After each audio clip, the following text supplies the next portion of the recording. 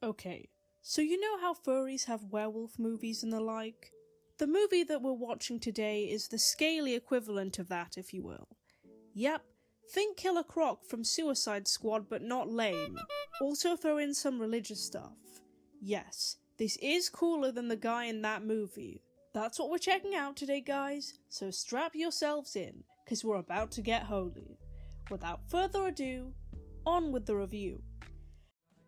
Polos is life, Polos is life, Polos is life, Polos is life, Polos is life, sleep all night and then Polos is life. Looks like we're here again. It seems that I just can't keep away from these guys. So, right off the bat, we get this opening card, which kinda suggests that this movie was involved in some kind of trial. Very meta, much cool. This guy, our main character, named Doug Jones, is giving your run-of-the-mill sermon before it cuts to this weird scene with happy music playing in the background. He waves to his parents who are across the street, and they are immediately killed. We do a little trolling, it's called We Do a Little Trolling. This movie isn't even trying to be serious, and this did get a chuckle out of me. It's a more subtle joke than those you see in other piss-take movies. So, he's understandably very angry, and this other guy who works in the church, Father Stewart, has some not very useful words for him. So your parents died, Doug. It's what parents do. They die on you. They're in a better place. There's a fade transition into this scene, so I'm not sure whether this interaction is taking place a while later or immediately after the event. Regardless, not very comforting as I said. Doug starts questioning his faith, and so goes on this spiritual retreat to China to rediscover himself. Didn't work out so well for Ranma, so based on that series, this trip can't go swimmingly either. I think I must be Nostradamus, because while on his journey, a woman is being pursued by some off-screen assailant.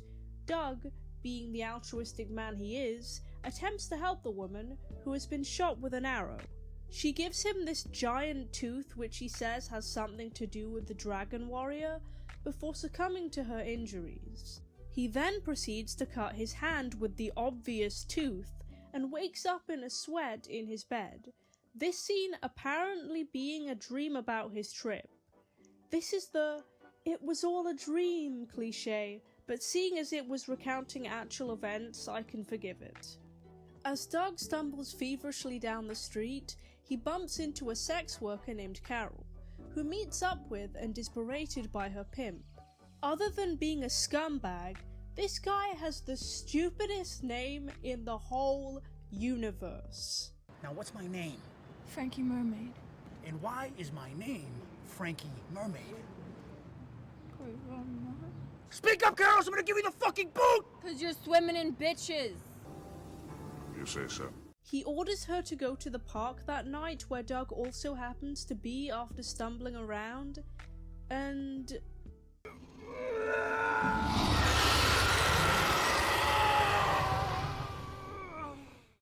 having a moment to himself, I guess. Carol is threatened at gunpoint by some thug, but she is saved by the now transformed Doug. The attack scene is pretty cool, with flashes of light coming from the thug's gun being fired in the dark. It's obviously not scary, but I thought it was a nice touch aesthetically.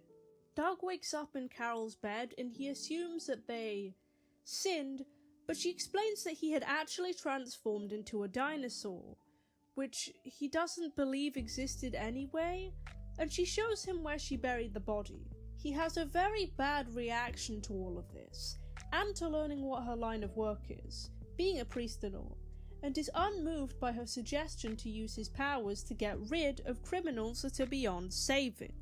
At confessions, Doug speaks to Frankie Mermaid, who is there to confess that he killed Doug's parents. Oh my god. Blood, blood everywhere, skin melting, skin boiling. Kinda gave me a hard on, Padre. Add that to the confession too. Good to know that, since you know, that wasn't in the earlier scene at all. Enraged, Doug becomes a priest with dinosaur hands, and he kills Frankie Mermaid. This also frees Carol, and I like how this is all connected. It's not even that contrived. Now persuaded by Carol's idea, Doug meets with her and agrees to become a priest dinosaur superhero. An 80s montage of our duo hanging out, exercising, and doing usual holy man stuff plays, and some nerd gets munched. He doesn't look that dastardly. What did he do? Steal a comic? Some ninjas show up, and an underling discusses a rumored dragon warrior with the leader, Wei Chen, as well as transporting drugs. The pair then partake in an awkward maniacal laugh session that goes on for way too long.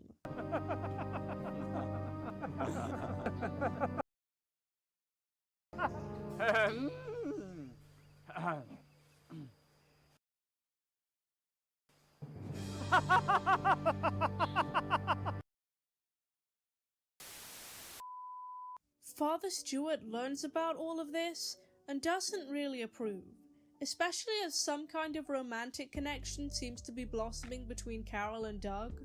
He assumes Doug's recent antics are a result of mental illness and arranges him an exorcism, where this edgy-looking priest named Altair agrees to do the job.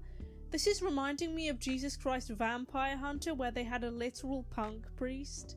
In a flashback, we learn that Father Stewart, portrayed by the same actor in a wig, is a war vet whose friend was shot and killed while they were chilling on the battlefield, as you do. During the dramatic "No! Why?" scene, you can see that the guy is still smoking a cigarette. You'd think it would have fallen out of his mouth.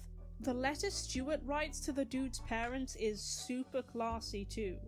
Then his girlfriend shows up at the base and apparently steps on a mine, which clearly wasn't there anyway. The cut is really bad and the blood sprays in one direction rather than out in every direction, but it is ridiculous enough to be somewhat funny. The exorcism is unsuccessful and triggers a transformation out of Doug, causing him to gain those claw hands again, and he rips out Stewart's eye.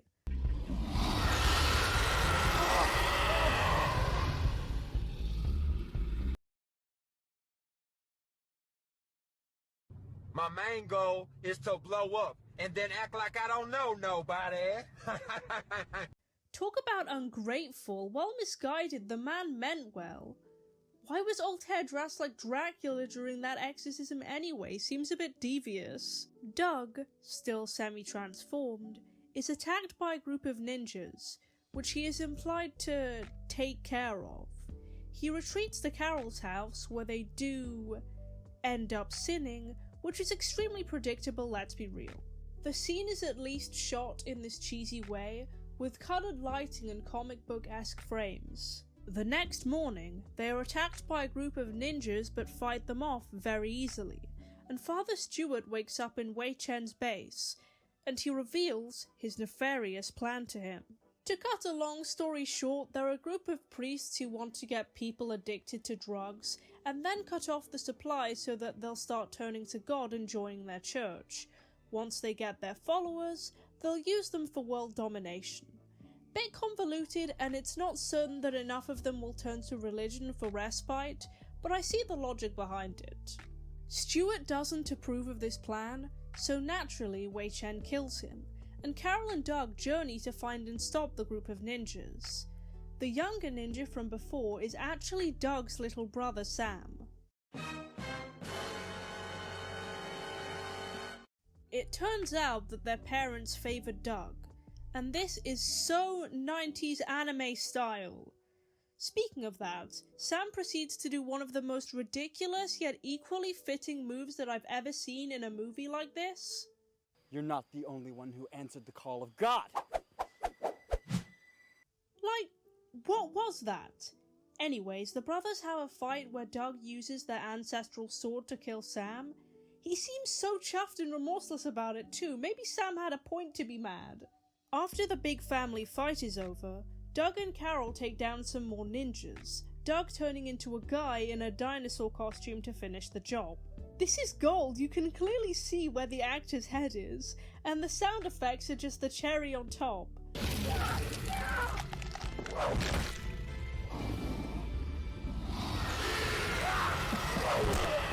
Also, come on mate, you literally dove head first into the beast.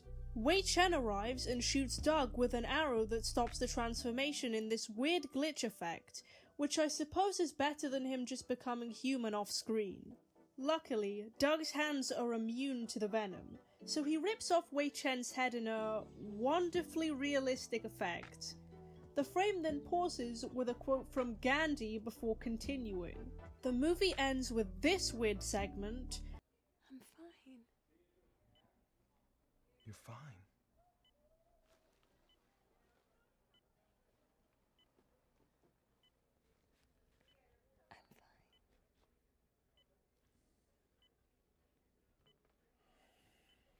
And the couple decide to travel worldwide, stopping criminals as they go as fugitive vigilantes. What a bizarre yet hilarious film. Well, the first thing I can really say about this movie overall is that it clearly takes a lot of inspiration from werewolf movies. The fact that Doug turns into a creature that is known for high aggression and attacks people, the representation of it in a dreamlike way, and the initial assumption that it's all just a bad dream, I'm pretty chuffed with how spot on it all was. I wasn't really expecting the addition of ninjas either, so that was fun, and it was used in a successfully comedic fashion. I thought the mixing of languages was funny too, as the actors who can speak Chinese do, but the other characters just respond in English and can seem to understand them regardless. Also, is it just me or does Doug's actor kinda look like Benedict Cumberbatch? Anyone? There also seems to be a sequel in the works, which could either go very well or horribly bad. So fingers crossed that it's the former. Oh well, you guys know I'll review it anyway. Well, that's all for this video. Be sure to follow me on social media as they are all linked in my description box. Don't forget to like and subscribe, and as always, thanks for watching. The blue and green ones are my favorite kind, but I'll eat the colored ones from time to time. Cause Polos is life, Polos is life, Polos is life, Polos is life, Polos is life, Polos is life. Sleep all night and then Polos is life.